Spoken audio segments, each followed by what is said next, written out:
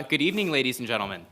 My name is Malcolm Mahoney, and I am the president of the Dartmouth Political Union. On behalf of the rest of the DPU, it is my honor to welcome you to the press and the 2024 election, an expert debate between KELLYANNE Conway and DONNA BRAZILE. Founded in 2018, the DPU is the preeminent nonpartisan, student-led political organization at Dartmouth College, dedicated to promoting open discourse and challenging preconceptions. To that end, the DPU hosts speakers from across the political spectrum, holds both student and expert debates, and organizes campus-wide discussions on relevant political issues. Our event tonight is the first in a series of expert debates, the DPU Debate Series, which will take place throughout the academic year and will touch on some of the most important issues facing our nation and world. These debates are engineered to promote respectful conversations about the issues that really matter. This initiative is brought to campus with support from the Office of the President and Dartmouth Dialogues. Our event tonight would not have been possible without the support of our donors, the Office of the President, and the Office of Student Life, particularly President Bylock, Senior Advisor Drynan, and Assistant Dean McKenna. Thank you.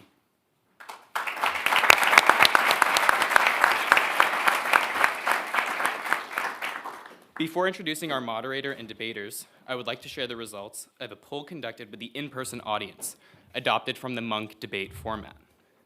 But I'm waiting on the results, so give me 1 second. Seemed like election night in 2020.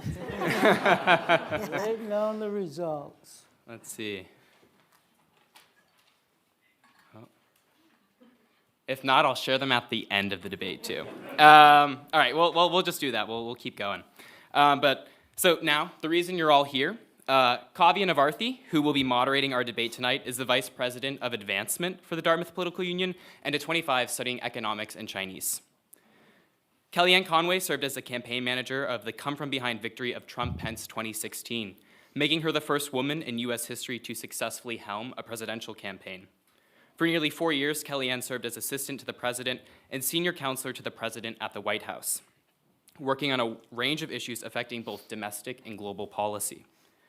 KELLYANNE is one of the most quoted and noted pollsters on the national scene, having provided commentary on thousands of television shows. She's currently a Fox News contributor, featured multiple times per week, and for special coverage of debates, caucuses, primaries, conventions, general elections, and other major events. Nate Silver's 538 recognized her firm as one of the top pollsters in the nation, with 91% accuracy in predicting races during the 2022 midterm cycle. KELLYANNE's memoir, Here's the Deal, published in May of 2022, was a #1 New York Times bestseller. DONNA BRAZILE is a veteran political strategist, New York Times bestselling author, chair of the J. William Fulbright Foreign Scholarship Board, and sought-after Emmy and Peabody Award-winning media contributor to such outlets as ABC News, USA Today, and The Hill. She became the first African-American woman to serve as the manager of a major party presidential campaign, running the campaign of former Vice President Al Gore. She previously served as interim chair of the Democratic National Committee and of the DNC's Voting Rights Institute. In October 2017, Ms. Brazile was the recipient of the W.E.B. Du Bois Medal, Harvard's highest honor in African American studies. She's the author of the 2004 best-selling memoir, Cooking with Grease, Stirring the Pots in American Politics, and the 2017 New York Times bestseller, Hacks, the inside story of the break-ins and breakdowns that put Donald Trump in the White House. Please join me in giving Kavya, KELLYANNE, and DONNA a warm welcome. All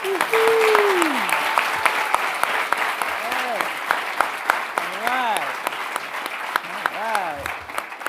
Are you nervous? A little bit. Don't be What nervous. about you? No, you're here with two pros. What do you want to know, sis? We'll get into it. We'll get into it. Yeah. Awesome. So thank you very much, Mac. It's an honor to be doing this, and really want to extend a huge thank you to KELLYANNE and DONNA for having this really important discussion on Dartmouth's campus tonight. The way this evening is going to work is I'll have several moderated questions, which I'll direct at one of you first, and then would love to hear some responses and interaction on both of your valuable perspectives. We'll wrap up the evening with a roughly 20-minute audience Q&A, for which members of the audience can come into the aisles. We'll have mic runners there for you. So Are Go you for it. muting our mics when it's not our turn to speak? Okay, but We'll try without that. We'll try without that. Hopefully we don't need to go there. Well, we have a studio audience, Yes, there you go. and we all know that favors the moderator. Yeah, she's a student on campus, so you all are going to applaud her, right? Yeah. And I guess the other big issue is fact-checking. We'll get there. That we will. That we will. All right. Awesome. So I want to kick things off with a topic that I think many folks in the audience are really excited to hear about today, which is the upcoming presidential election. Both of you have managed Democratic and Republican presidential campaigns and have written and spoken extensively about working at these highest levels of your respective parties. I want to start with a question for you, Donna. You wrote at length in your book, Hacks, about what you saw as the influence of Hillary Clinton's campaign in the 2016 Democratic primaries. You say that what you learned of her financial influence over the primary, quote, looked unethical and compromised the party's integrity. So my question is whether you feel what you saw in 2016 was a symptom of broader issues with primary politics, and if yes, do you feel that those issues are more present on one side than the other? No, first of all, that's a great question. It's wonderful to be back in the great Granite State. I've been coming here since I was 24. So for over 40 years, I've been able to purchase my winter clothes. And it's really wonderful because I came here after working for Reverend Jesse Jackson, working for Dick Gephardt, working for Bill Clinton, of course, Al Gore. So I love this state. I was here in January of 2008 when Hillary and Obama it was a squeaker campaign. Some of y'all might recall that election. Some people walked up and said, "Donna, are you black?" And I'm like, "What? Are you a woman?" And I figured out they were trying to, say, if you're black, you're for Barack Obama. If you're a woman, you're for Hillary Clinton. I said, but no, I'm getting old and gray. I might be for John McCain. So I've been involved in 11 presidential campaigns, 11. I'm dedicated to not only my country, but I love the Democratic Party.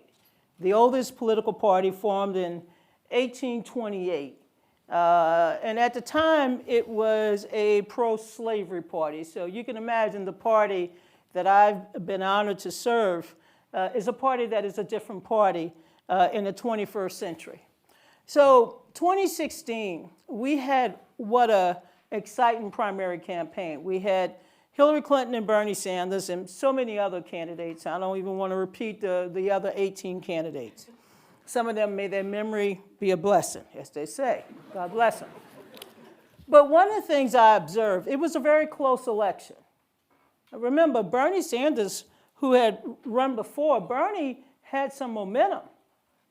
He was a United States Senator, and like the Republican Party, which Kellyanne can explain better than me, because I'm an observer to the Republican Party. I've only attended 5 Republican conventions compared to 11 for the Democrats. But the Democratic Party was like becoming 2-3 parties within one political party. So we had conservative, we had moderates, pragmatists, centrists, we had liberals, progressives, socialists. Socialists. The Socialist Party wanted a home. Working Party, they wanted a home inside the Democratic Party. So like Democrats, we say everybody can have a table, everybody can have a chair, but don't try to disrupt. And it was clear to us that there was going to be a disruption within the Democratic Party ranks. Now, as you can imagine, the establishment members of the Democratic Party came together and said, you know what? We're going to shut this down. We're not going to continue the debates, the town hall meetings. I got in trouble for that too. We're not going to continue this long conversation, which is what a primary season is all about, a long conversation with the voters about the issues, the tactics, the strategies. And what happened was the Clinton campaign, because they had taken a majority of the delegates but had not secured the nomination or been blessed with the nomination at the Democratic convention in Philadelphia, they began to essentially write the checks for the Democratic Party. That was not fair. And I said so. And so I'm not ashamed of writing that. I'm not ashamed that in a process by which you are being held accountable to the voters, those of you who are Democrats in this room, and the media, those of you who cover our politics, you know, we have rules, and we need to follow those rules. And so, yes, I raised objections to that, and perhaps as a result of that, I told Kellyanne, everybody is getting paid in the Kamala Harris world but me. They're pissed off at me still, and I'm glad, because I will raise objections again. Until you secure the party's nomination, you do not run and write checks for the party. You must become the nominee after the convention. You can become the presumptive nominee, but it's not until the delegates who are elected by you, the people, until you decide no one should run the party simply because they're ahead in the contest. And I'm sorry it took so long, Kellyanne, but I took a few minutes of your time. I'll give them back to you later. That's okay. Yeah, would love to have you weigh in here, Kellyanne, and specifically if you can, touch on this idea that Donna brought up of an establishment within the party that, might be infringing on some of the democratic process.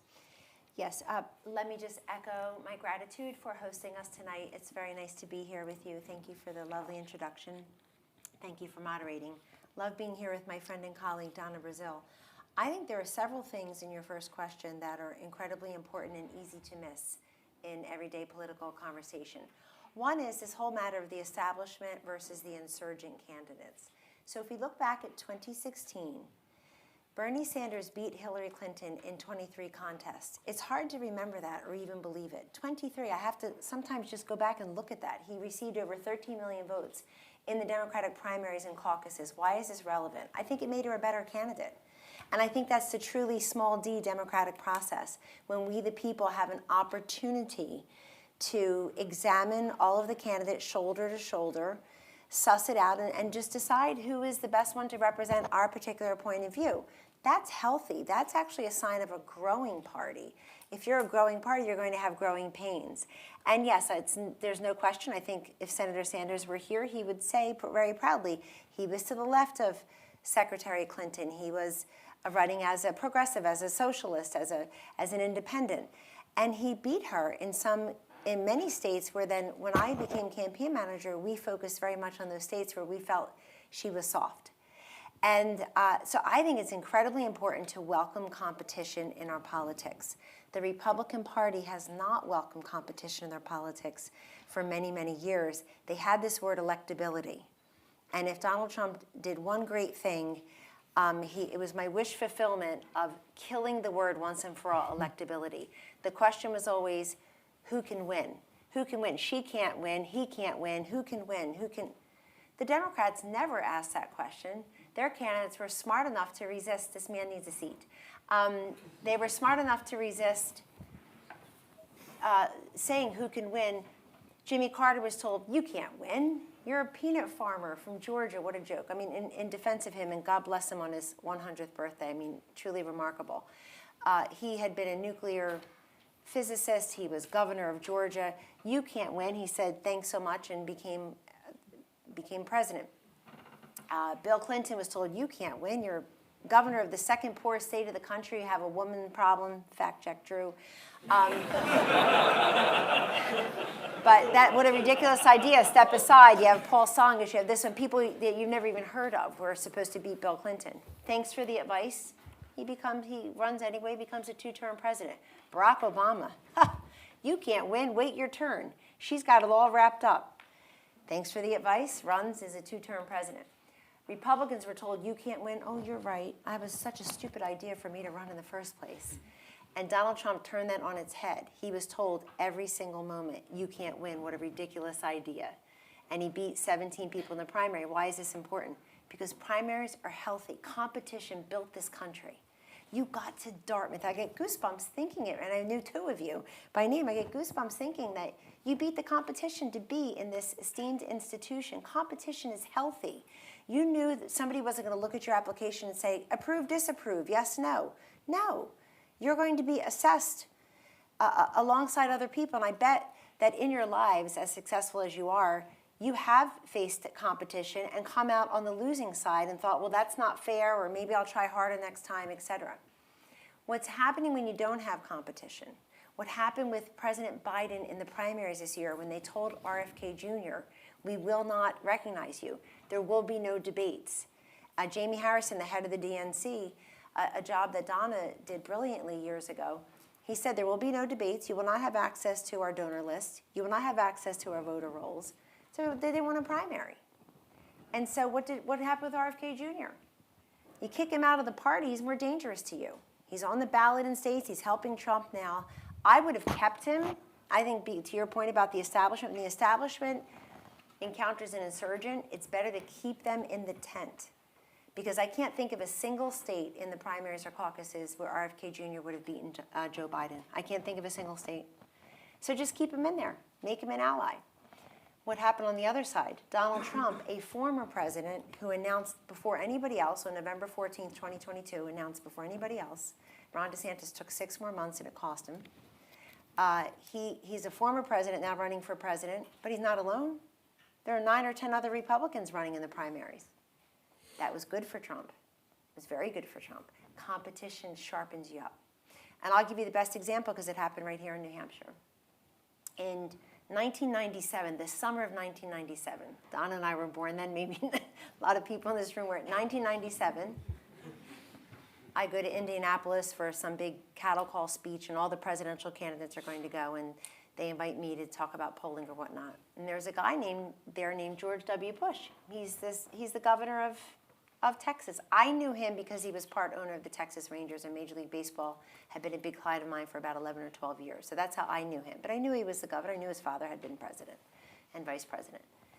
He comes, he gives an okay speech, and the media go, this guy's going to be the next president. He said, this is the summer. This is August of 1997. We are closer to the 1996 race where Bill Clinton beat Bob Dole to be reelected than we are to the 2000 race by many months, by many years. And yet, they cleared the field. They said, this is the guy. And other people ran. Vice President Quayle ran. Elizabeth Dole ran. Steve Forbes ran. Many people ran for president that year. They didn't have a chance against this guy. They cleared the field for Bush early. And you know what they kept saying? I say, well, why do you support him? He can win. Okay, what makes you think he can win? Well, he's high in the polls. So yeah, he is high in the polls. How did he get there? Well, everybody thinks he can win. They wrote him a check. He raised all that money. It becomes circular. He gets to New Hampshire. And John McCain is still in the race, and John McCain beats George W. Bush in the New Hampshire primary in February of 2000 by 18 points. 18 points. Because we, the people, don't want to be robbed of our choice and our voice by you telling us who's going to win. And what else in our lives do we accept that, by the way? You can go to Starbucks and get a drink customized 14,000 ways. You don't.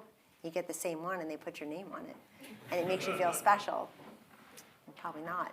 You can get it done 14,000 different ways. So what in our life mimics this political, clear the field, no competition, oh, poor you? Nothing. Certainly not you sitting in these seats or us sitting up here in front of you. So competition is healthy, and I think the one thing that President Trump was able to do for the Republican Party, in addition to make it the party of the worker, which is huge, is challenge and beat the establishment. And the Democrats now have the opposite problem, I think, with Hillary Clinton and then Joe Biden. They were the elevate and elect the young, compelling, articulate outsiders. Barack Obama, JFK, Bill Clinton, even Jimmy Carter, 100 now, but 52 when he was elected, a young man. And so I think it's important to have, now I want to say something about money. Money in politics is distortive. Money in life is distortive. Money in politics is distortive because there's an article today in a prominent newspaper, and it says after raising $1 billion, the Kamala campaign worries about raising money. I think after $1 billion, it's not the money you have to worry about. You should have been able to put this away a long time ago if the money mattered. In 2016, we spent less than 1/3 of what Hillary Clinton spent, and I think her money was distortive. And in 2020, when Trump lost to Biden, guess what happened? They had $1.6 billion in the Trump campaign, and they pissed a lot of it away. And I'm not breaking news. I wrote it in my book. So what? That's true. There's a reason I still have a good relationship with President Trump. I'm very respectful, often deferential, to all the ex-presidents. There aren't that many of them, and the first ladies. But I also tell it like it is. And I'm very critical of the 2020 Trump campaign. Why? Because of the money. They spent $1.6 billion and ran out of money late in the game to run ads in Michigan and Wisconsin. What are you doing running a Super Bowl ad? Does anybody remember the Super Bowl ad? On February 2nd, 2020, anybody remember it? Of course not, and you follow this stuff. $11.5 million, it's a vanity project. $11.5 million for a Super Bowl ad. And I love the woman that was in the ad. Her name is Alice Johnson. She benefited from Trump's criminal justice reform. She's a beautiful person who, you know, based on a drug charge is going to serve 35 years or something crazy. She's a lovely person. I love her, but I didn't need to see her in a Super Bowl ad 9 months before an election where you're running out of money to put up ads. So when you have too much money, you spend it unwisely, don't we all know it? And so that is important in politics. It's incredibly important in presidential politics because it proves the old adage to be true. It started on Wall Street, but it's really true in American politics in the 21st century. The fastest way to make a small fortune is to have a very large one and waste most of it. And I will say this. I think that Kamala Harris has so much money. She's one of, I know a couple of her advisors very well. I'd say two of them I would call my friends. And one of them told me recently over a very small dinner about something else that they have, quote, we have so much money we don't know how to spend it. That's a problem. You should call I me. know, call Donna. The Donna Brazil, it's a much better return on investment. But I wanted to say this to you because here's what I think is happening to the Harris campaign right now. They have so much money to spend on ads, and they are. And if you live in a place like New Hampshire, you're seeing a lot of them. And the problem with that is very simple. The first 5 or 7 times I see you on my TV or I hear you in my ear or I see the ad pop up on my phone or my computer, I'm like, whoa, holy crap. Trump said that. The Republicans believe this. Whoa, that scares me. I can't vote for them. The 49th to 53rd time you tell me, now I'm pissed off because you think I'm stupid and impressionable and that I didn't hear you the first 48 times. So there are these stages in politics, particularly with advertising. We go from penetration of the voters, which you want to do, but we go from penetration to saturation, which is dangerous. And then now we're at inundation, and I think it's costing her. Because after a little while, you go from being upset with and training your ire and fire on the subject matter of the ad, and you shift it over, caught you to the sponsor of the ad. And they should be spending their money honestly doing other things. I'm glad they're doing it, by the way, because if the election were held today, Trump would win. It's not being held today, but it's been a pretty good time for him. She's got the money, he's got the momentum. You'd rather be him. No, I disagree. 26 days is a long, long time in American politics. And while, you know, we saw the fracture in the Democratic Party coalition in 2016, it was a real fracture. Trump didn't crack the blue wall. Hillary Clinton campaign left the damn door open. If the door is open, you don't crack anything. But with a door open, and the fact that you're not minding the store, making sure that you're delivering for the American people, talking to the American people where they are, not just on television or radio with digital spots, but talking to them where they live, in their living rooms, in union halls, and in their grocery stores. I mean, you got it on their college campus. That's how you win elections. The reason why this election is close, and don't be scared by $1 billion. I'm scared by it because I never had $1 billion. I had 65 million. And we lost by 537 votes. That was a close election. I mean, for the last 6 cycles, we've had extremely close elections. I mean, we can go up to certain counties and certain states in the so-called blue wall and say, how come you in Lackawanna, how come you can't make up your mind? How come you in Chester and the Collier counties? How come you in the wild counties in Wisconsin? What's wrong with you? Come on, Georgia. North Carolina, I mean, this is going to be decided by less than 100,000 people. It may have been 537 in my race in 2000. But you know what? I don't blame, you know, having debates or not having debates on why we lost in 2000. I blame the fact that Tennessee was supposed to be Al Gore's home state. You know, I did try to encourage him to put Tina Turner on the ticket because she was born in Tennessee. But we didn't mind the store. When you don't mind the store and leave a wall open, a door open, someone with the gift, yep, I'm saying the gift and talent of Donald Trump, a performer, he knows.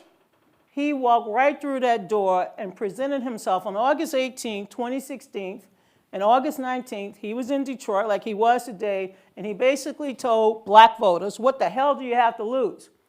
I'm probably the only person in the universe, the Democrats, that said, did you hear what he just said? He's ready to engage and talk to black voters as if, and this was about policy.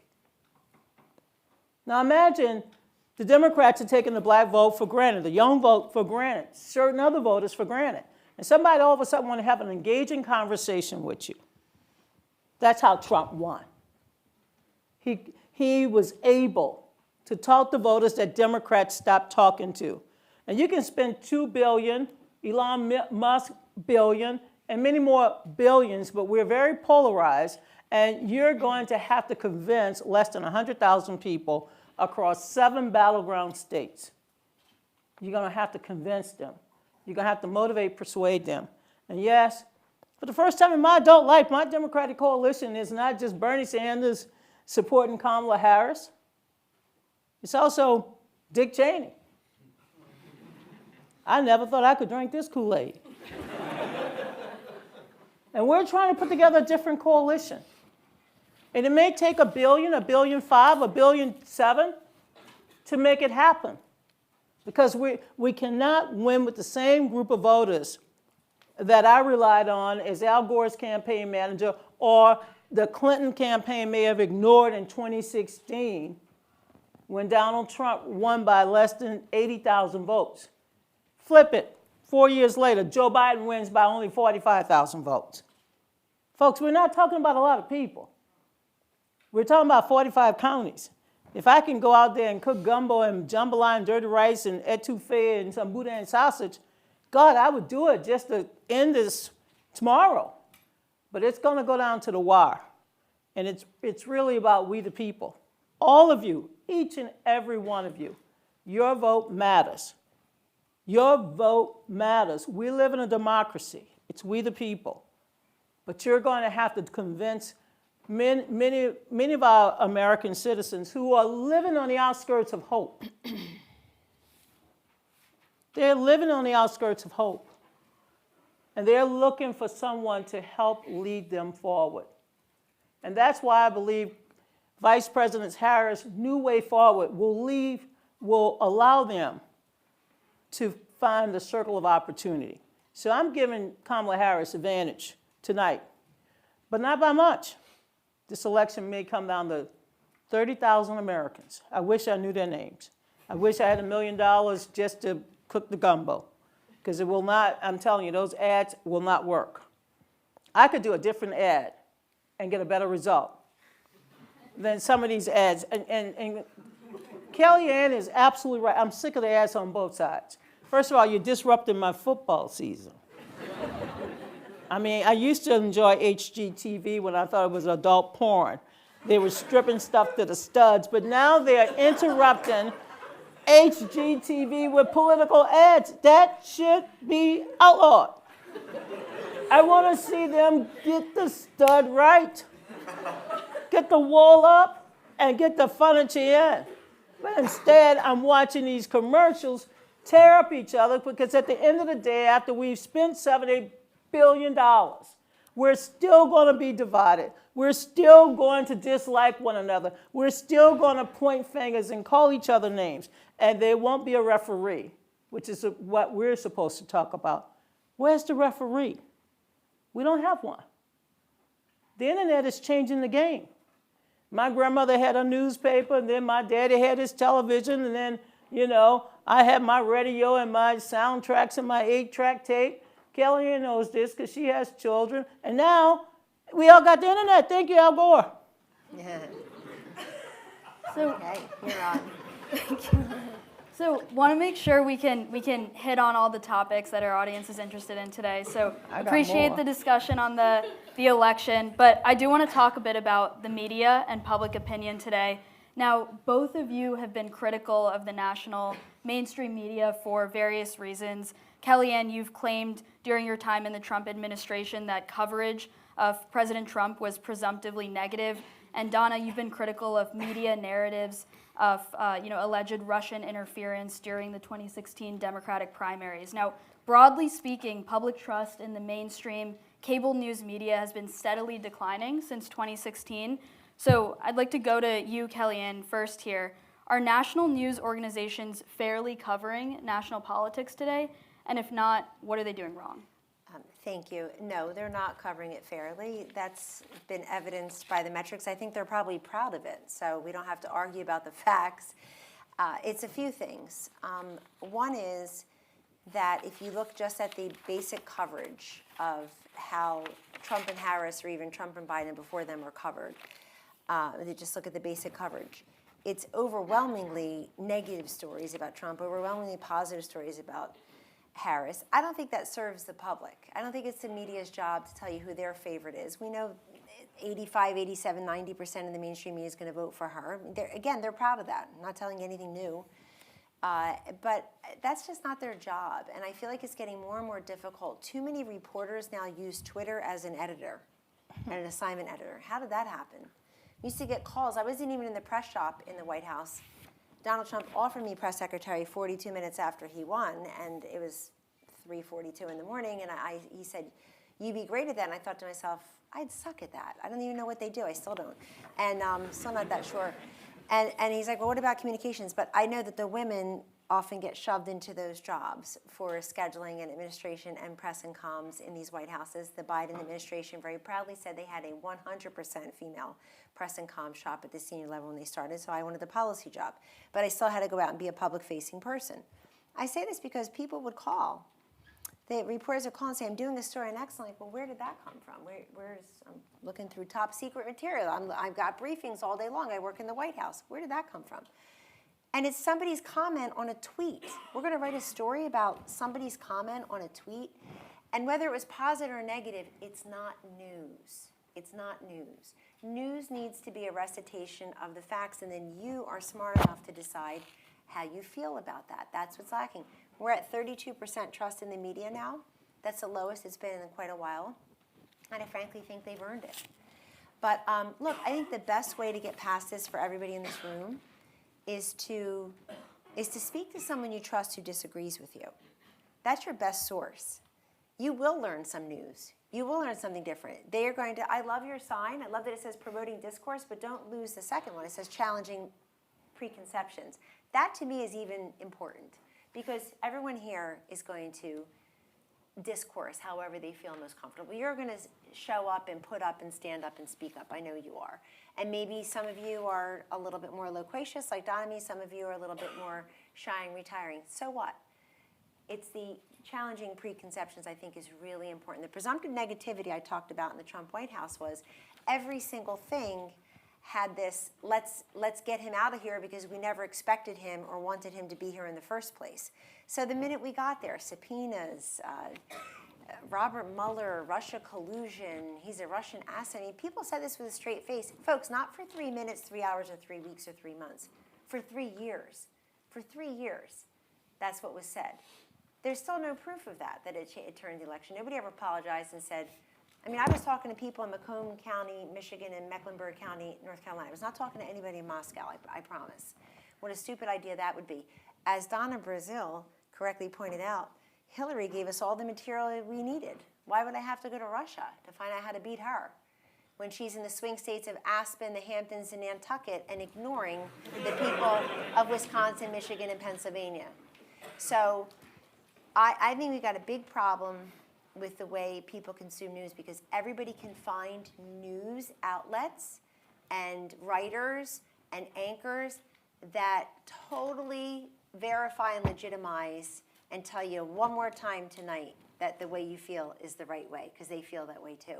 So everybody's curating the news feeds according to what they just read, who they are already listened to, and that's going on both sides. But look, you see the statistics. People who consider themselves to be Trump voters or conservatives, they feel much more likely to be shadow banned and silenced and censored. It's why we had a hidden undercover Trump voter in 2016. That's a real thing, not because they're embarrassed, mainly because they don't want every night to feel like Thanksgiving with the in-laws, but it's an even higher number now, and it's a more diverse population, in large part because people feel like there are real assets and liabilities to consider in saying that they are for Trump or they might vote for Trump, because they might get a C or a D, not an A or a B that they earned. They may not get promoted. They may not get considered for that job. They may not get, they get censored and silenced. And the 51 intelligence officers that Joe Biden mentioned on a presidential debate stage, where no one's under oath, by the way, no one on TV is under oath, I want to remind you of this, is the 51 intelligence officers, they've all been disproven. None of them apologize. Some of them still have top secret security clearances. There are real consequences to lies being told that the Hunter laptop isn't real because they said so. And the New York Post losing its Twitter handle for 2 weeks before the election because they dare cover what ended up being a fact. And Jack Dorsey then saying, you know, coming from whatever, I don't know, vegan commune is in that week, he's come back and he says, not that I have anything against us, but he's the head of Twitter, where was he? He's like, you know, we shouldn't have done that. You're saying that now, after people cast the votes, with 17% telling a media pollster, I would have changed my vote had I known that that was all real? So the best way for the news outlets sometimes to do their reporting is to just lay out the facts and let you decide. I think that is the way it's supposed to be. I was struck this week, and I just wanted to mention because it happened 2 days ago, and here we are, and I knew that this would be a topic tonight. I'm struck, and I think there's something going on here, that the BBC, of all outlets, again, proudly left of center, the BBC fact-checked Kamala Harris this week in her 60 Minutes interview. They came out with a whole fact-checking, because I guess the BBC will do what our domestic news outlets refuse to do. And by the way, these were things she didn't have to. Maybe she just doesn't know the facts. It seems that way most days. But these are things that she didn't need to say. We have the lowest unemployment rate in modern history. No, she doesn't. That was in 1953. It was 2.5%. It's 4.1% now. Why do I know that? As just a regular person, and she doesn't. But it was 3.5% under Trump in 2019. Yes, you knew that. I can see how you're voting. Then she said, border crossings have been cut in half. Folks, you may have your I Love Kamala bumper sticker on, like my daughters do, and I respect that, but please don't lie about border crossings. There's a reason it's the number 2 issue in all 7 swing states now. So why are we saying these things that just aren't true? I think they're being said because, for the same reason she doesn't do interviews, by and large, until this week. She thinks that that's already a core constituency she need not court. She already has them in the bag. She already has them in the bag. She expects that they will be there for her. We can't have this. The news is now reporting opinion. The opinion sounds like news. But the best way for you to get around it, in my very humble opinion, is to live your life offline, not online. We have too many people in this country, I swear, they mostly live online. It's where they get their education. It's where they work. It's where they get their sex and friendships. It's where they order their food and their clothing. They really don't interact with other people, and it becomes real, whether it's the deep, dark, abyss of the right-wing media or the deep, dark, left-wing conspiracy. It's dangerous stuff. So you want to challenge yourself by surrounding yourself with people who disagree with you.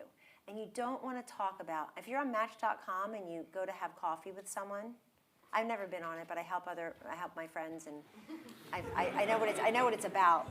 So if you've swiped whatever way and you're having coffee and you sit down and you want to talk about abortion, you're just asking for trouble. So, You know what? Yes, I want Donna to speak, but find the 10, 12 things, like Donna Brazile and I have as friends of decades. Find the 10, 12 things on which you agree and start having that conversation. Stop plowing the same ground that's raw and bitter and the 2, 3 things you're never going to agree on. That's a more civil discourse. That's a better way of sussing out the difference between opinion and news. And it's a hell of a lot better way, if I may, of having friendships across the aisle with people you respect and enjoy and have a lot of commonality with. So do want to have you weigh in on the national media specifically here, Donna, and if you can respond to whether you agree with Kellyanne's characterization of the national media's coverage of President Trump and broadly her characterization of the partisan leaning of the mainstream media. Oh, and their polls stink. Go ahead. So, Please. first of all, I see myself as a political commentator. As a student at LSU, I wrote for the Daily Reveille. And as a young activist, I was very much involved in being a radio AM, if y'all remember what that is, AM radio talk show host. And I would sit there and take questions from folks, citizens from the DMV, the district, Virginia, and Maryland. I loved it. I loved it as a student, writing my opinion. And back in the day, I was quite controversial because I was like, let's make Dr. King's birthday a holiday. Let's free South Africa, Mandela. I mean, I was out there active in many of those campaigns. And to me, having the ability to write my opinions and to speak my truth without being censored, it was tough. I mean, I had Young Americans for Freedom and KKK and others who, disagreed with me, and I would go out there and spar every Friday.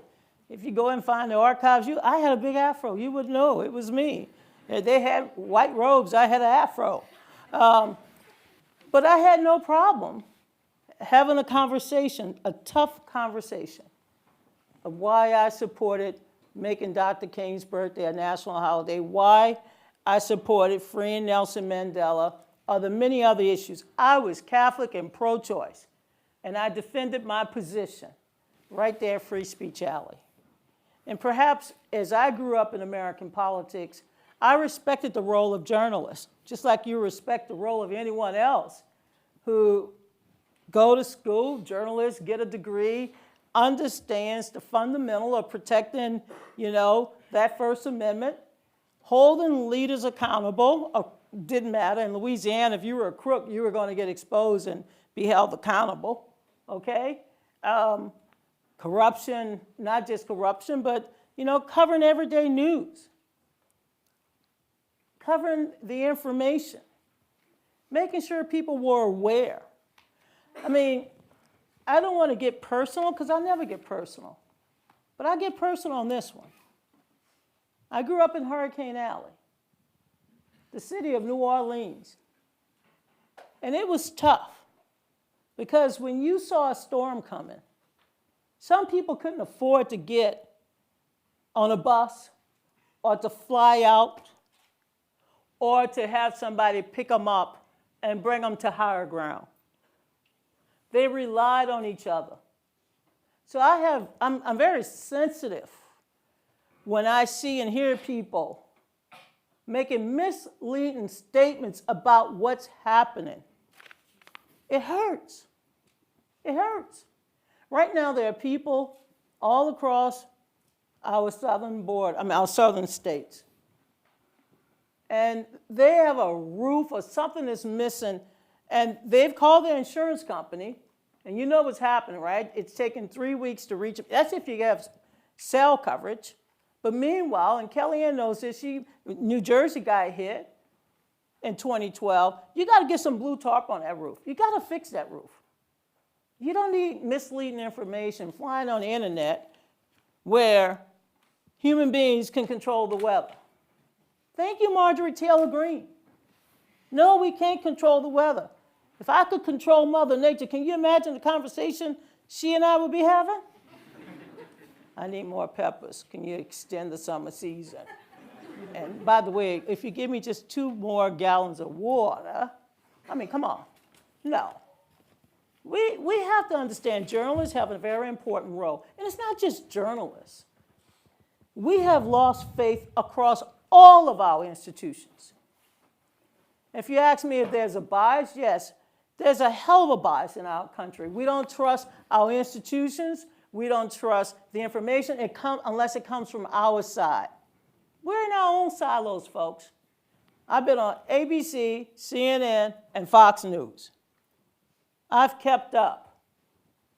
I've kept up my advocacy through the media. But I'm an opinion person. I'm not a journalist. Journalists have to hold what I say and do, am I factual? I mean, how many, inches of rain hit Orlando versus St. Petersburg? Was it 9, was it 7? We need to be able to tell the correct information. Now look, I can spend all my time here tonight telling you about Donald Trump. I could tell you where he has gone wrong. I can tell you everything he has said that is not truthful and where he has fallen short. But you know what? You know that information. And perhaps you know everything you need to know also about Kamala Harris. Her background, the progress, her accomplishments. But if all we're doing through the media is sullying someone and making them look like they're smaller than me because you have the platform, because you can beat me up. How many times was I on TV when I got home and all I had was the N-word? I'm not going to say it. And then the C word. Kellyanne probably got attacked too. Back in the day, we were women sharing our opinions. That's why every time I had a sports metaphor, maybe if I use a boxing analogy, or maybe if I can talk a little bit about who was playing last night, LSU versus Alabama, Folks, our discourse is awful. When I sat down on national TV, everybody was calling George W. Bush a racist. I said, oh, Lord, why am I getting into that? All I know is my dad, I can't find my daddy. I didn't know where my daddy was. I couldn't find my sister who was disabled. I had to make one strategic, important decision in my life. And I was Al Gore's campaign manager. Do I sit on national TV and call the President of the United States a racist or all these other doggone things? Or do I just simply write a column in the Washington Post, outline, Mr. President, can I help you? I want to help you. And ladies and gentlemen, my friend Karl Rove, some people know I've known Karl for as long as I've known Kellyanne. Karl Rove says I'm the most expensive date ever in American politics, $15 billion. I said, damn, I was cheap. Cheap date.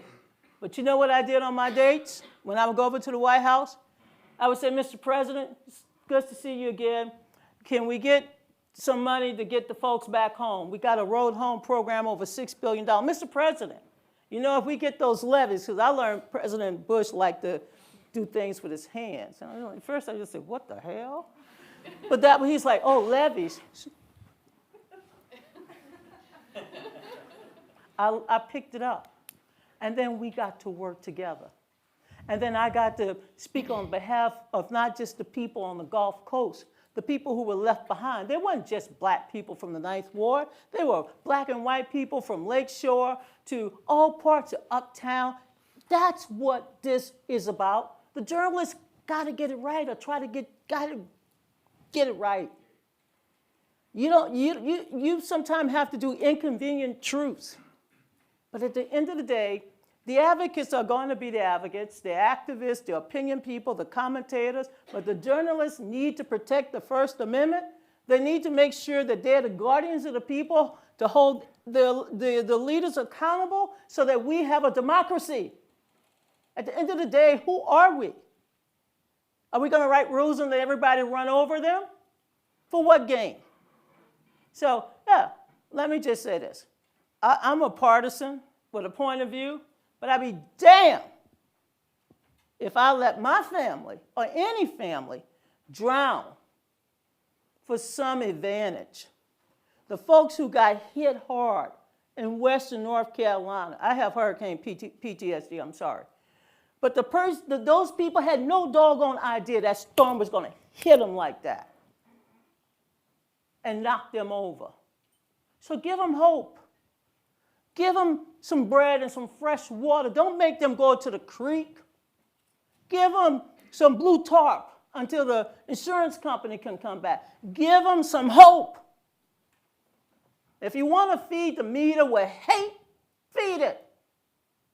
But that meter is going to run out soon because all of our institutions are drowning.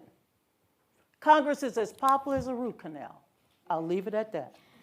So 13%. want to make sure we can touch on misinformation and discourse, which I is sort just of what did you were it. getting at.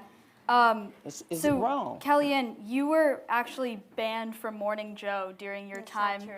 in the That's- Trump you're administration. You're reading their characterization. Well, of it. tell the Right, that's truth. their Right, characterization. Go but, ahead. yet, but And- you just stated it as fact. You can't ban me from doing something I don't want to do. Okay, so there you go. So they attempted to ban you. And Donna, you were recently on ABC and you were critical of Trump and Republicans for perpetuating what you call the floodgate of lies. So Yes. my question here is on misinformation. Okay, but Do you- that wasn't your question. Your question was an attack on me. So let me just reframe the question to misinformation. All right. That would be a piece of it. So I was on Morning Joe 3, 4, 5 days a week during the campaign. Couldn't get enough of me. But the implicit bargain with the mainstream media, since you want to talk about them, was, oh, this is fun. Now we have a competitive race. We can have Trump on, but he's flying off somewhere to do 7 swing states. Well, Hillary's in Aspen. And now we can have his campaign manager on. She can put a couple sentences together. She knows her data. She knows her stuff. So they couldn't get enough. But the implicit unspoken bargain was Hillary's going to win. And you know that because all you have to do is go back and look at all the coverage. And I went on there. It's actually Morning Joe, I wrote about in my memoir, is the place where I went through the electoral map most often. I'd say, well, we're going back to Pennsylvania, and someone's on the set said, isn't Pennsylvania Republican fool's gold? Isn't it the girl that got away politically? I said, it has been. Republican hasn't won it since 1988, hasn't won Michigan since 1988, hasn't won Wisconsin since 1984. But we find the same messages that are working in Ohio, Iowa, and Florida, 3 former swing states that President Obama carried twice, are working in western Pennsylvania. We're going to lose the collar counties. Mika said, did you say your candidate's going to lose? And I said we're going to lose the collar counties around Philadelphia, where I grew up. I was born in Camden. But we're going to run up the total. We're not going to lose them as badly as Mitt Romney did, and then we're going to run up the totals in other places. So people loved it until it was embarrassing. It's one thing to not want Donald Trump to be president. Millions of people didn't. 90% of the media didn't. It's quite another to not expect him to be president when it's your friggin' job to tell everybody who's going to be the president. And that's the big problem they have.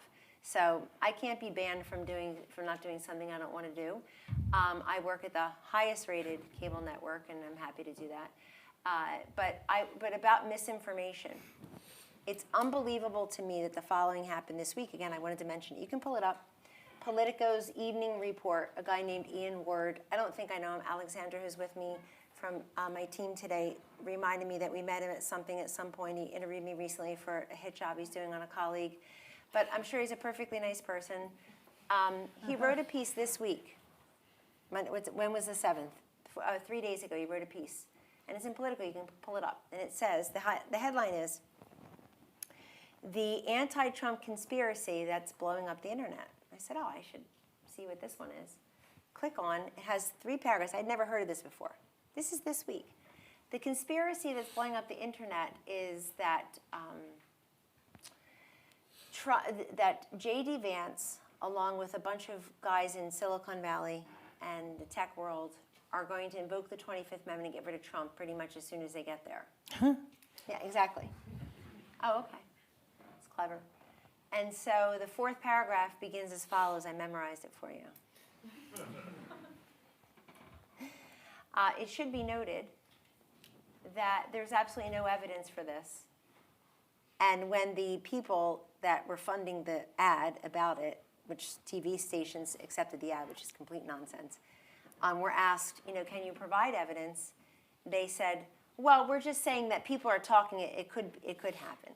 So this guy knows it's not true, has a screaming headline, and the headline now should be the byline.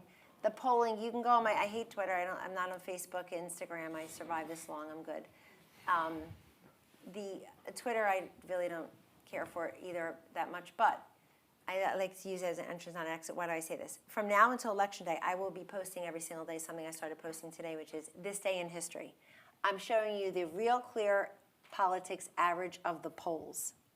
on this day in history, nationally against Biden, nationally against Hillary, and in the swing states. And so it's out there for you to see, but it's frightening. These are media-generated polls.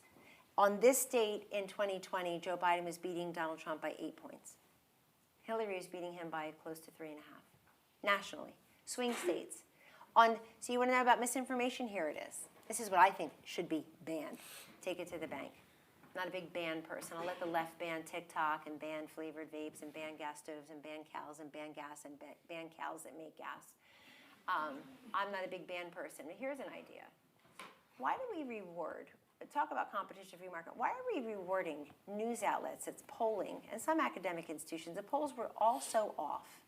On Election Day 2016, Nate Cohn from the New York Times, who's since got a promotion, runs something called Upshot there, said that Donald Trump had a 15% chance of winning the presidency that night. 15, 1-5. He had a 7% chance of winning Wisconsin. 8% chance of winning Michigan. But he did 100% on all of them. And I'll throw Pennsylvania in there. So I object strongly to reports and media polls that aren't there to respect and reflect your opinion, but to create it and to drive it. I have enough faith and trust in everybody in this room, many of whom are going to vote differently than me, to make up your own mind, to make your own decisions. But on this day, in 2016 and 2020, the polls were all wrong. Joe Biden was losing to Donald Trump in exactly one national poll in the entire 2020. The entire year of 2020, there was one national poll, Emerson College, in February 2020, showing Trump beating Biden. We can't have this, and it's still around. So there are plenty of things I can take exception with. I can talk about how I really didn't think it was particularly newsworthy to cover my marriage. Thought that was real bullshit, particularly from people who, have you met these people? Thin-skinned, terrified, troubled people living in glass houses, about to dip into their kids' Adderall the moment Trump gets reelected. But that's okay. So we should not be able to decide what news is. We should know what news is, and it should be covered that way. The anchors that had me on all through the 2016 campaign, the writers, I want to say one thing because I skipped it before. Kamala Harris in her 60 Minutes interview, there are 2 versions online, go pull it. This should not be, folks. If she's going to give these interviews, let's see her do these interviews. Donald Trump stands up at a rally and people fact check him and they say that's the wrong word, that's the wrong pronoun, that's the wrong. They edited her 4 times in a clip about Israel. You have a right to know what that woman thinks about Israel. She may want you to think she's a change maker, she's new. She's the Vice President of the United States. I know that because she's my neighbor, and all of a sudden I hear the helicopter every day. I didn't hear it for 3.5 years, wasn't going many places. Check out our public schedule, that's a fact. She's the Vice President of the United States. You have a right to know what she thinks about Israel without 60 Minutes editing her 4 times in a minute clip. There's no reason to do that. And there's a guy named Jim Rutenberg. He's a good reporter, good journalist. He works at the New York Times. He wrote a piece in August of 2016, and he basically said, listen, I'm a reporter. I'm supposed to be objective. I'm not going to be objective anymore because Donald Trump has to be stopped. He at least was honest about it. They're all Jim Rutenberg now. They look at it as their civic duty and their moral obligation to stop Trump. And you know what it's doing? It's turning historic numbers of African Americans, Hispanic Americans, union households, young people, particularly young men, and Jewish American voters toward Trump. He won't win 50% of any group, I just said. He doesn't need to. He just needs to do better than he did the last 2 times and better than your typical Republican do to win. So when you're sitting on the scales of fair reporting and you have entire networks committed to just trashing on Trump, I don't watch MSNBC. I used to go on it all the time. I don't watch it at all, but I had my youngest one in the emergency room for, thank God, something wasn't so threatening after a field hockey collision. And it was on. I heard the words Donald Trump more in 36 minutes of sitting there listening to MSNBC in prime time. I heard the words Donald Trump more than I had heard in 4 years as senior counsel of the president. I kid you not. It's weird. Yeah. Get over it. Get a new hobby. Cover both of them.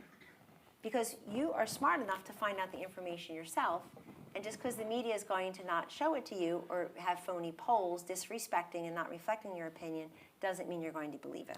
So I see we're almost coming up on time here, but want to get you to weigh in before we move on to the audience Q&A, Donna, specifically on the media's objectivity in covering President Trump, as well as the necessity of fact-checking and how big of a problem misinformation is. When my ex-boss read the verdict that came through the fax machine, that the Supreme Court would not allow the vote to continue in Florida, he picked up the phone and called and said, shut it down. Now, when Al Gore called and told me to shut it down, I did not like the tone of his voice. But I did what the Vice President of the United States said to me, and I shut down the campaign. The problem I have with anybody talking about Donald Trump is I start with the basics. Donald Trump continues to perpetuate a lie that he won the 2020 election. Now, I'm not going to give you how many fact checkers,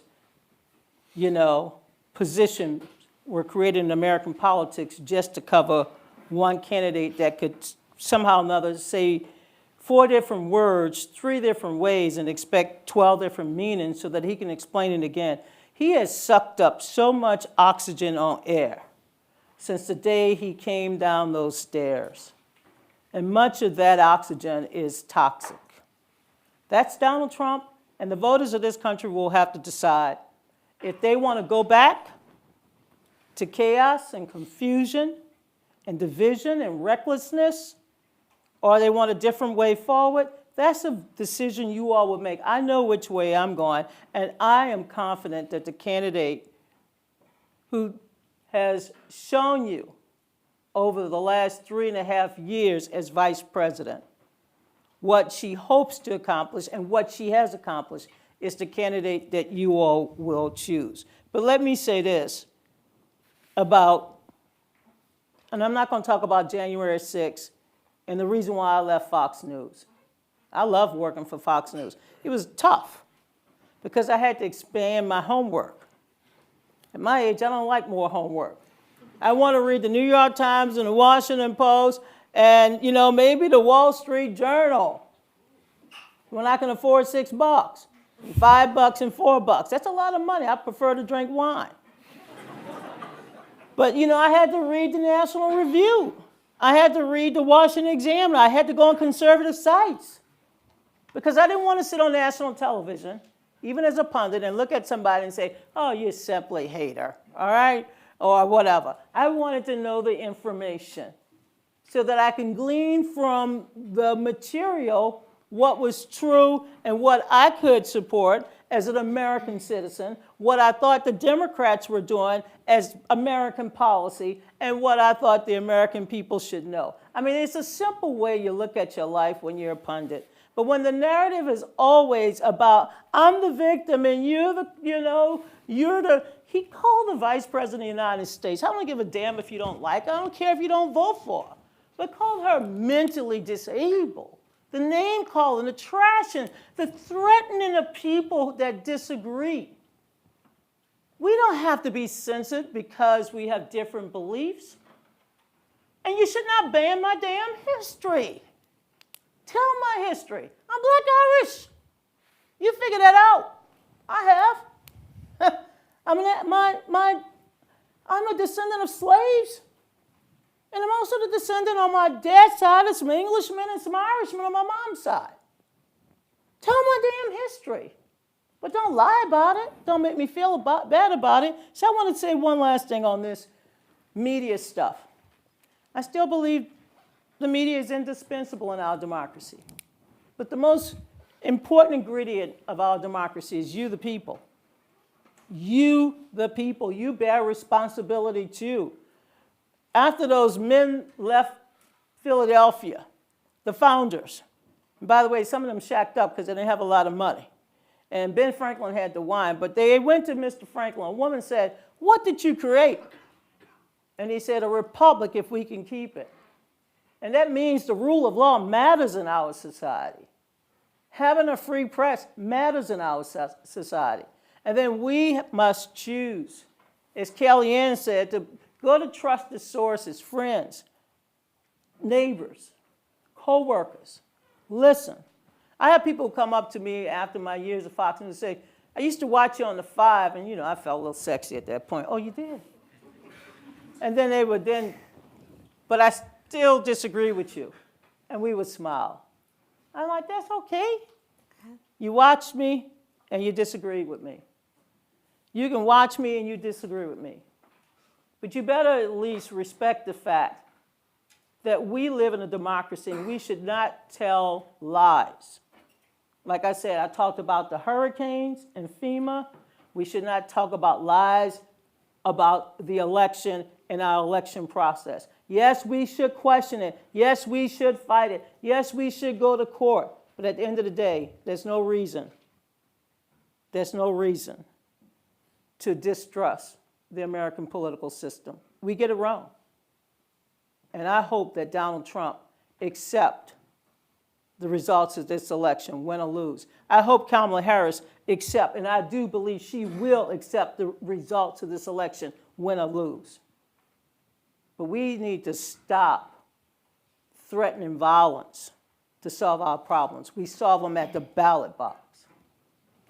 So that wraps up the moderated portion of this debate. Would love if we could give Kellyanne and Donna a big round of applause. Thank you. Thank you.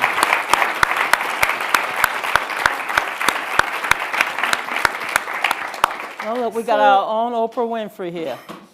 So at this point, we'll have 15 to 20 minutes to hear from you all. We have mic runners in the aisles, so feel free to make your way into the aisle. And we want to try to get to as many of you as possible, so please try to keep the questions And we brief. got a wonderful male one. Thank you, sir. All right, let's maybe start on this side. Hey, Brother Ray. I just saw you. Hey, Brother Jack. Thank you guys both for coming. My question is, in light of the Fox News and Dominion voting system settlement, to what extent should major media outlets be transparent about their fact-checking processes, particularly during election coverage? I think they should be very concerned. And by the way, I had a subpoena for both cases, so I can't comment much further. Yeah, I can't comment either. I'll just say that apart from that, there's misinformation every day that doesn't get litigated, that doesn't get legislated, that doesn't get regulated. I'm not even sure it should. But it just needs to be called out. But I don't think either of us can comment on that particular. Sorry. Thank you both for being here today. Earlier, you both stressed the importance of ensuring the importance of a fair and healthy primary process. I'm curious to hear from both of you regarding the control that the Democratic establishment had over the primary process of 2024, in which delegates which were pledged to vote for President Biden in the summer instead opted to vote for a candidate who has never won a single Democratic primary and who the people of the country had never selected to be a major party nominee. Would you like an internship this semester? I was very open and honest about, the things I did as chair that I thought they were very important to establish that, and we have gone back to establishing procedures that we put in place. And so it's very important that you understand the rules, because we set out the procedures, and it was Joe Biden and Kamala Harris running as a ticket. Kamala Harris campaigned across the United States. Kamala Harris raised money for the Democratic Party, and I'm very, very mindful of the fact that she brought new coalitions. She worked very hard in 2022 when people expected a red wave, and you didn't see a red wave materialize because Kamala Harris is out there working very hard. Look, when Joe Biden decided that his debate performance got in the way of being able to tell the American people what he had done, how much he had helped the American people get through and get by following the worst pandemic in our country's history, how much he had done to rebuild our alliances, and all the great things that Joe Biden was trying to tell the American people. It was up to Joe Biden to decide whether or not he would step back. And if he stepped back, our rules allowed, because we had not certified the process. But he had the majority of delegates. I believe we needed 1,000. He needed 1,000. Is it 976? 1,978. And Joe Biden had over 3,836 delegates. And that's what Joe Biden and Kamala Harris. I was a Joe Biden, Kamala Harris person. I voted for them in the D.C. primary. So why in the hell would you disenfranchise me? Why would you disenfranchise the 14 million of us American citizens who participated in the process? When the president decided to step back, he endorsed his vice president, and it was her responsibility. And she had to call into the states and call into the delegations and call the delegates who are elected by the people. She had to call and ask for their support. And under our rules, she had, assured over 4,500 delegates. They all signed on to pledges, and they supported her, and we went on to make history. She picked Mr. Walz, a great dynamic governor from the beautiful state of Minnesota, and we had a great convention. And since that time, she's been able to consolidate the Democratic Party. We are running a very aggressive, I say we because I'm giving them $25 every month. I don't want to do anything to take away from what I like to do with my money. But, I think she's going to win. But she's going to win because she goes out there and she, make the case to people all across those battleground states and other states, and especially young people, because you're the key to victory. You're like, if I made gumbo right now, you are my roux. And so we're going to have to roux until we get your support. But I just want to let you know the Democratic Party, the delegates represent the people, and the people voted at the convention, and the rest is history. I think your question is excellent. I'll give you a very short answer. It was an anti-democratic move by the Democrat Party. It's plain and simple. They should just say that. And my earlier point about the value of having competitive primaries, I think, is coming back to hurt Vice President Harris, because she clearly hasn't had to go out there and earn those votes and get slapped around a little bit on primaries and caucuses and debate stages by your competitors, and then you say, whoa, I really need to sharpen up here. I'm about to lose to Bernie Sanders. I'm not a big fan of saying, are you better off than you were 4 years ago? We're in a global pandemic. We had social unrest. But if people want to look at 2019 Trump versus 2019 Harris, that's when she ran for president on her own. And that gives you the best vision of actually who she is. She didn't come up with a single Democratic delegate, not one. And I think that this has cost the party on the whole question of who's better at protecting democracy, Kamala Harris or Donald Trump. It was Biden by 2-1 for a very long time. And because the left thinks that protecting democracy is only exclusively January 6, 2021. And people look at this, but I told President Trump, I'm not in his campaign, just in full disclosure, but I told him, don't worry about how she got there. Stop her from where she is headed. But many people are offended by that. They are offended by that. I think some of the Democrats didn't raise any hackles because they think she could lose to Trump and then they get rid of her for 2028. But Donna, at least you worked for Vice President Gore. You ran an honorable campaign. You're an honorable person.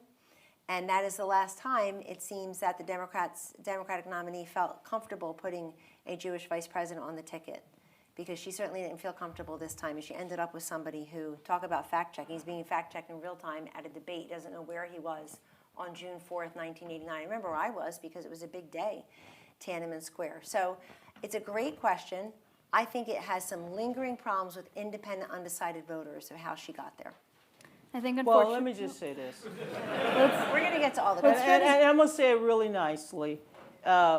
We are a democracy, and the party, with the delegates that had already been chosen through a democratic process, we made the decision. And I'm comfortable with the decision we made.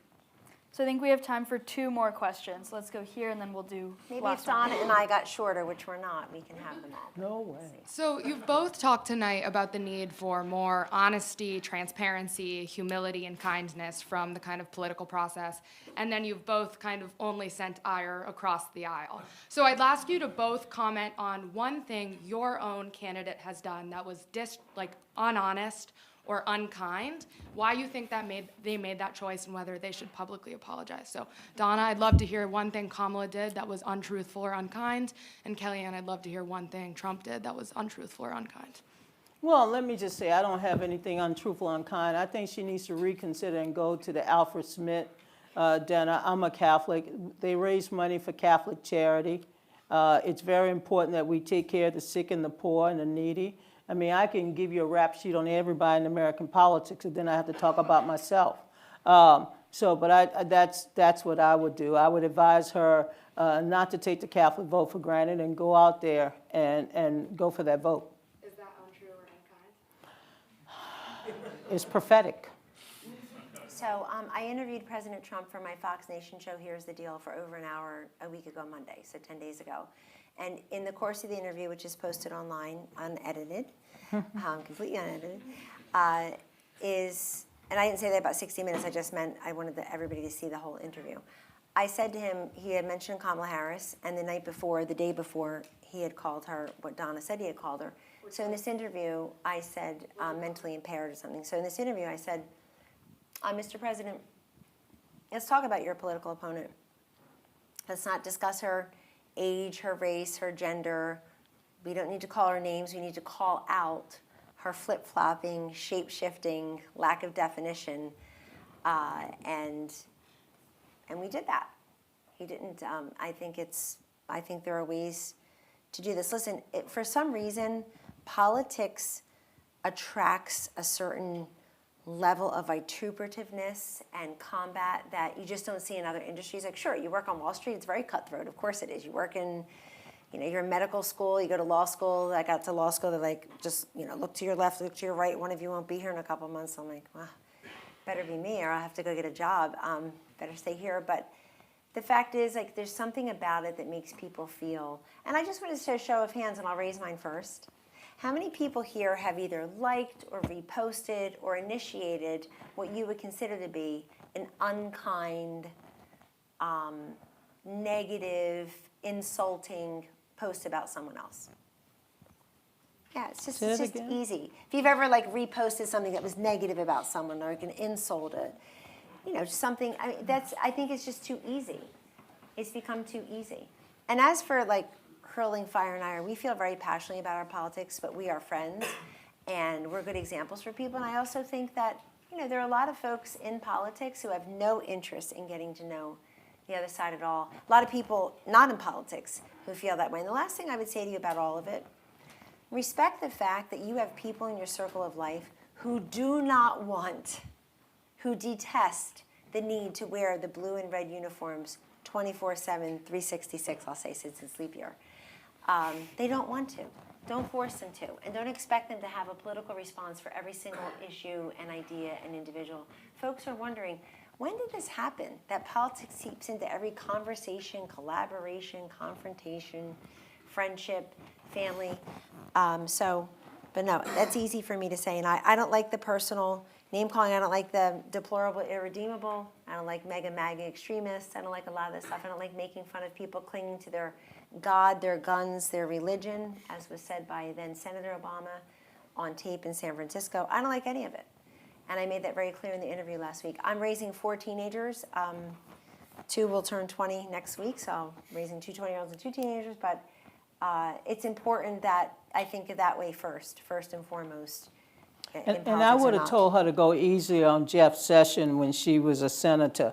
And I don't like presidents or anybody with any title threatening ordinary citizens. I want to make sure everybody who want to work the polls on election day feel that is the best fun. First of all, you get free donuts and hot coffee, right, Ray? Yeah. Take care. Ray is the chair of the New Hampshire Democratic Party, so he'll sign you up later. You get free food. You get to meet people. I know a lot of people who marry people on the campaign. Did you meet your first husband on the campaign?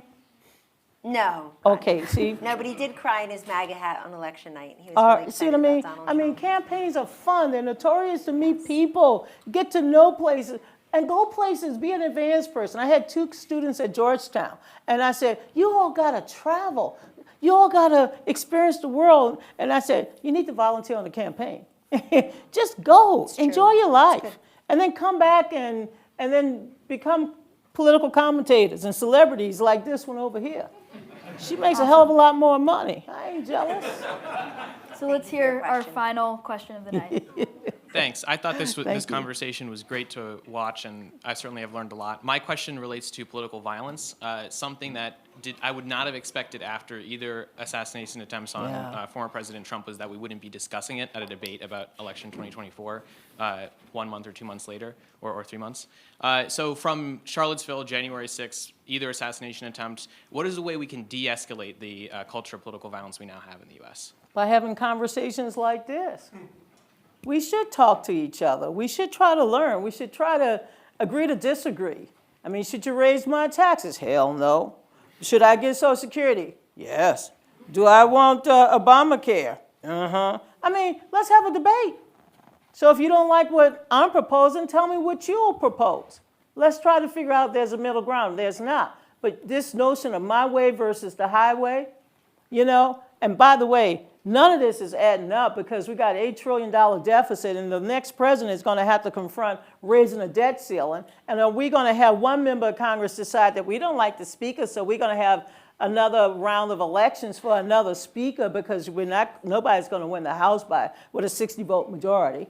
So we got to figure out how to talk to one another, how to agree to disagree, how to come up with our arguments, make our positions known, and be willing to fight, and then go to the ballot box and cast our.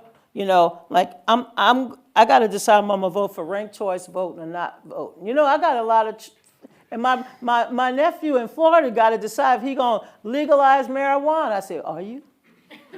I want to know his position because I want to know his position.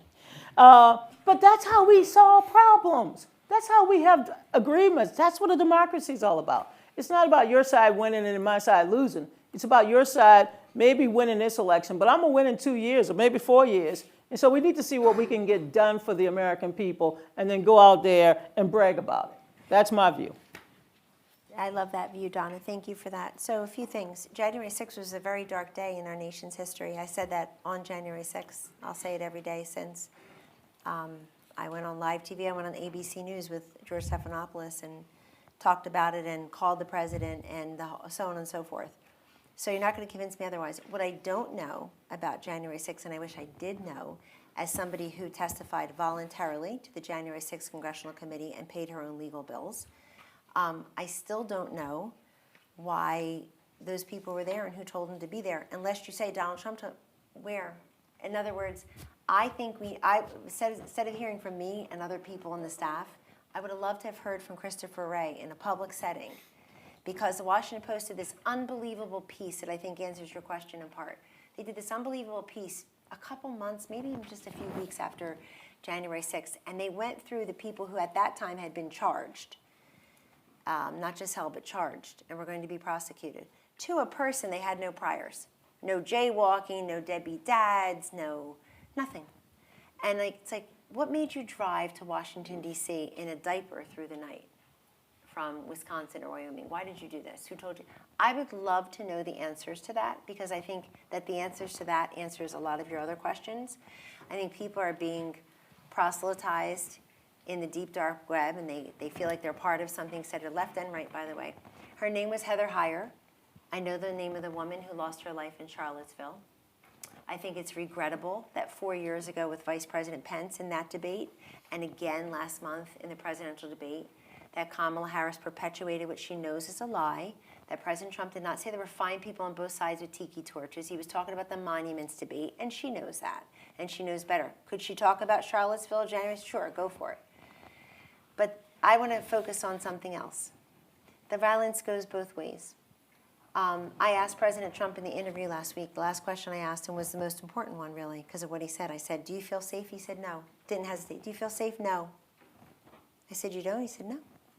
He said, it's a high-risk job. He said, I said, well, it shouldn't be an occupational hazard of running for president that you come within a quarter of an inch of your life.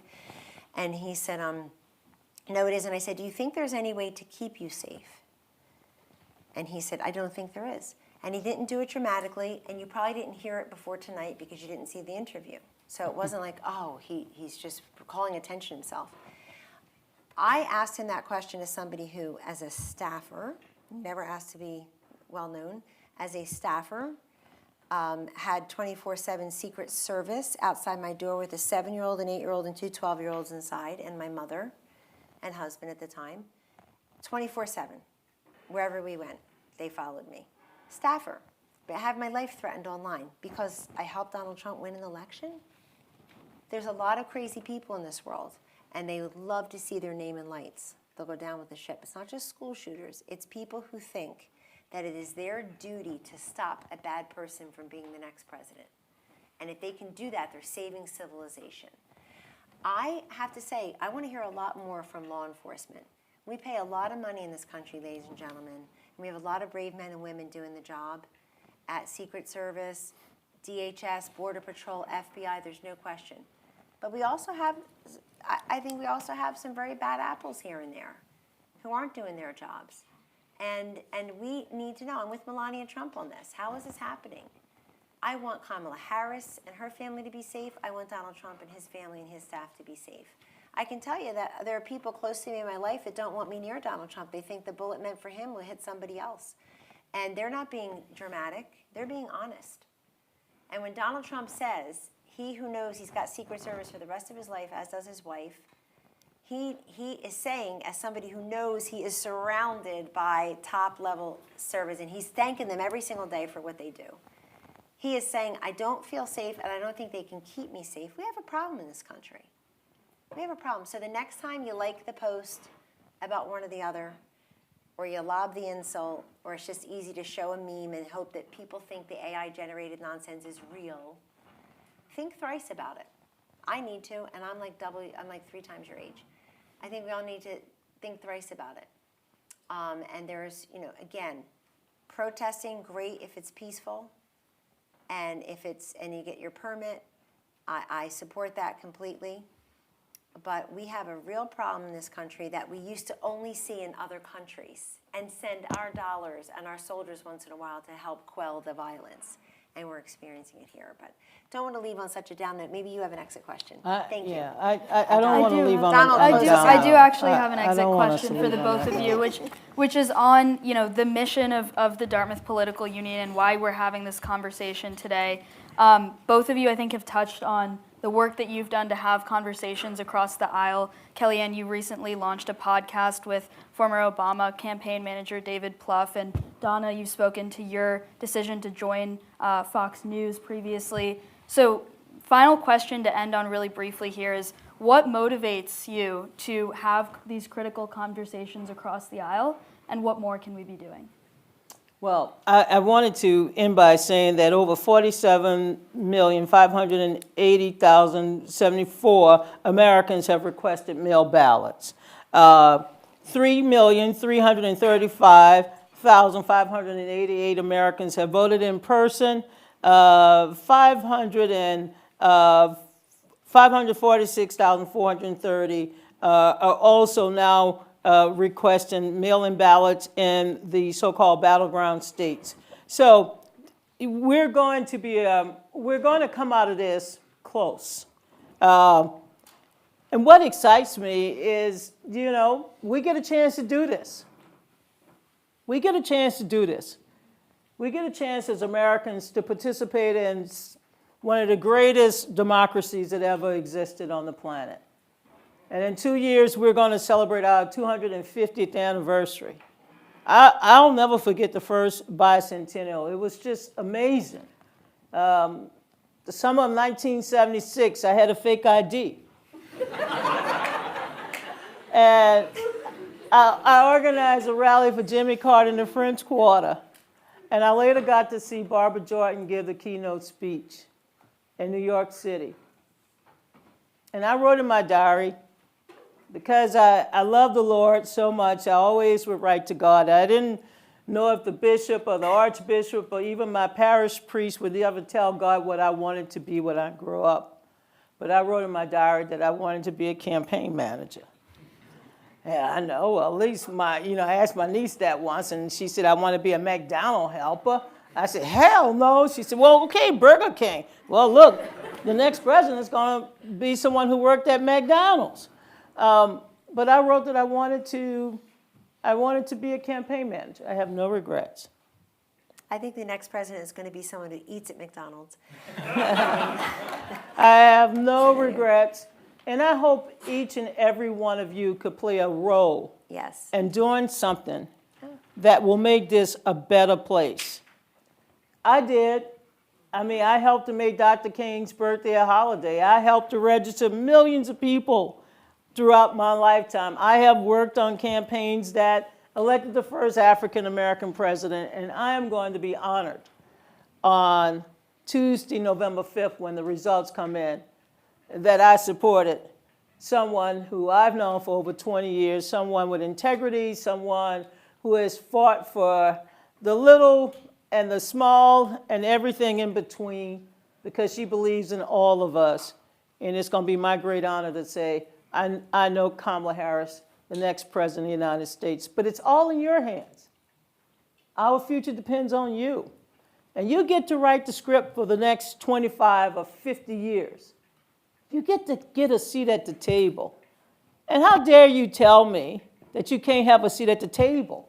This little girl who grew up, the daughter of a maid and a janitor, she's been able to do a lot because I went out there and talked to the American people. So I hope you all find your seats at the table, bring a chair. If nobody give you a seat or a chair, bring in a folding chair, and God knows, you're going to be my Rue when I get old and need Social Security. Well, Donna just told you, just to answer your question Yeah. about why I see her and work across the aisle. Yeah. This is how I see her. I see her as Donna. I don't see her as a Democrat. I don't see her as a political opponent. And there's another woman in Democratic politics, Celinda Lake, former co-author yeah. of mine. I always say Celinda works harder and complains less than most women I know, beginning with me. But here's somebody who we wrote a book together 15 years ago, maybe longer now. It was called What Women Really Want. We were hoping men would think it was a book about sex and run out and buy it. And then be very disappointed when they got home and opened up like 2 posters with their data. But I have a lot of friends across the aisle because they're my friends first. They're party people second, and maybe 10th, honestly, in my book. And by the way, just so we're very clear, there are plenty of people people who are going to vote for Donald Trump, who call themselves Republican, conservative, pro-life, pro-Second Amendment, whatever it is they do, in my circle of life, in my business that I deal with on a routine basis, that I don't want to hang out with, that I don't call friend like I call Donna. It works both ways. Our politics just can't align with our friendships and vice versa as well. I think that's the key. We were both raised in matriarchal households with a lot of women in our families. We when her godson Kai was born, I always know how tall he's going to be and how that she's going to share that first day of school picture with me and his milestones, because we bonded over that. He was basically born around the time Trump got elected, and I had something to do. she had something to do, and she was probably trying to find something nice to say and did. She sent me a picture of Kai, and I love him and looking at his life, and she loves my kids. But this is important. This isn't Pollyannish. I'm a tough broad, but this is the most important thing, is that the softness and that comes with just understanding each other and looking people in the eye. We in this country suffer from an epidemic we don't talk enough about, and I think it's the epidemic of looking the other way. So you start to see someone coming near you know you can't stand them politically, you're sick and tired of them hogging all the time in the class, they're a little bit odd to you, this, that, and the other, or you're just too busy. We have an epidemic of looking the other way. I feel that way about myself with respect to this hurricane. Like, what am I doing anywhere except helping people? But don't look the other way. Look people in the eye. But the outstretched hand, not the pointed finger. And I think that's why Donna and I and James Carville and I, David Axelrod and I, and a few others I consider them to be friends and pals. And I think Donna and I also, politics for whatever reason, less so on the Democratic side, but really overall, of all the great industries where women have been killing it and making their own way, politics has been a lagging indicator for both parties. It's not just we haven't had a female president, that's up here. I mean, at the practitioner level, this is rare. And the only reason I know that is because when I was on CNN and Morning Joe the day after Donald Trump made me campaign manager, and Allison Camerata, CNN, said, "Do you know you're the only 4th person and 1st Republican ever?" And I said, "I didn't know that." but I know there's Donna Brazile. That's exactly what I told her on live TV. I said I would have said second because Donna's my friend. And in this day and age with political violence and threats and I'm right, you're wrong, I'm right, you're wrong, nah, nah, nah, the 537 or 538 votes that they came up short in 2000, I don't even know which side would concede first at this point. It's that fraught. That's a good That's point. a different time and a different place. I think that's a great note to end on, so thank you very Thank much, you all for Kellyanne.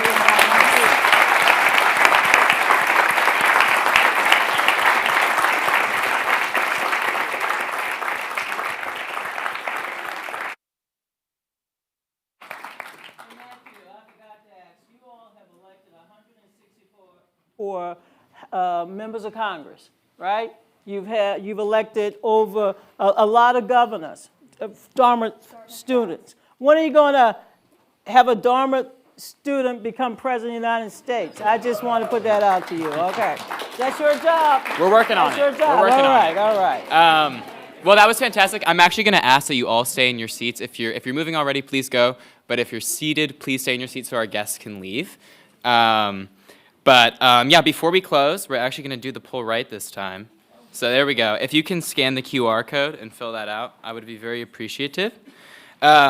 So while you're all doing that, I again want to thank you all for coming. I want to thank Kellyanne and Donna for being excellent debate partners, and I want to thank the Office of the President for its continuous support. Lastly, I just want to use this opportunity to announce our next event as well as the next segment of the DPU debate series. On October 22nd, we are going to be hosting a student debate on the 2024 election, where your peers will be able to explain and defend their voting decisions. So if you have any interest in participating, please contact us. And then on January 16th, we are very excited to announce that philosopher and independent presidential candidate Cornel West and American legal scholar and political philosopher Robbie George will join us to debate the merits of democratic socialism and capitalism. It should be a fantastic event, and we hope to see you there. Let's see, Laurel, do we have the... What do we have? We have 64 of the 75 respondents saying that they agree that the media has played in that negative role. All right, the media's played in that negative role. We can change that, though. So yeah, please stay in your seats so our guests can leave. And once again, join me in thanking Kellyanne Conway and Donna Brazile. Thank you.